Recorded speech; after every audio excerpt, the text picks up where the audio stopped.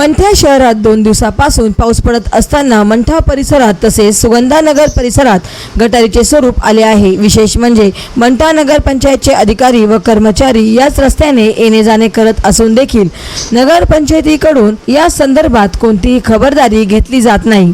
पावसाळ्यात पावसाचे पाणी वाहून जाण्यासाठी नगरपंचायतकडून एक मोठा नाला तयार केला होता, परंतु कालांतराने हा नाला काही नागरिकांनी बुजवून तेथे घरे व दुकाने बांधून अतिक्रमण केले असल्याने त्या भागातील गटारीचे पाणी जाण्यासाठी नालीच राहिली नाही। त्यामुळे घाण पाणी मुख्य रस्त्यावरून वाहत असल्याने परिसरात दुर्गंधी सुटली असून नागरिकांना याचा त्रास होत होता।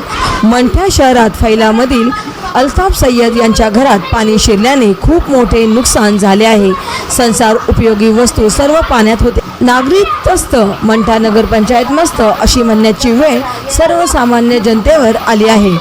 महाराष्ट्र वाईब न्यूज प्रतिनिधी गजानन माळकर, मंठा, जिल्हा जालना।